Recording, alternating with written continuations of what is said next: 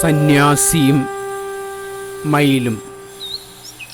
ഒരു സന്യാസി മരത്തണലിൽ തപസ്സിൽ ലയിച്ചിരിക്കെ ഒരു പക്ഷി തലയിലേക്കൊന്ന് കാഷ്ടിച്ചു. കുപിതനായ സന്യാസി ശിരസ്സുയർത്തി മരക്കൊമ്പിലേക്ക് നോക്കി. മരക്കൊമ്പിലിരുന്ന പക്ഷി ആ നിമിഷം കത്തിക്കരിഞ്ഞു ചാമ്പലായി നിലംപതിച്ചു.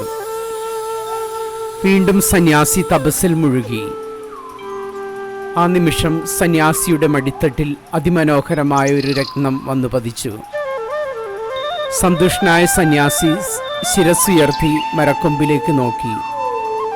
മരക്കൊമ്പിൽ ഒരു മയിലിരിക്കുന്നത് സന്യാസി കണ്ടു.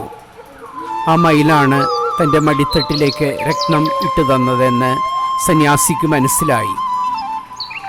സന്യാസിക്ക് മയിലിനോട് എന്തെന്നില്ലാത്ത സ്നേഹം തോന്നി. എന്നാൽ സന്യാസി നോക്കി നിൽക്കെ മയിൽ മരക്കൊമ്പിൽ നിന്ന് താഴെ വീണ് പിടഞ്ഞു മരിച്ചു. നിലത്ത് ചത്തുകിടന്ന മയിലിനെ നോക്കി ദുഃഖിതനായി നിൽക്കെ സന്യാസി മനസ്സിലോർത്തു, എന്നെ ദ്രോഹിച്ച ഒരു പക്ഷിയെ ഒരൊറ്റ നോട്ടത്താൽ ചാമ്പലാക്കാൻ എനിക്ക് കഴിഞ്ഞു.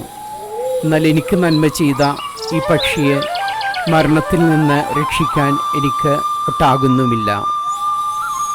ഗുണപാഠം: ജീവനെടുക്കാൻ എളുപ്പമാണ്, ജീവൻ നൽകാനാണ് പ്രയാസം.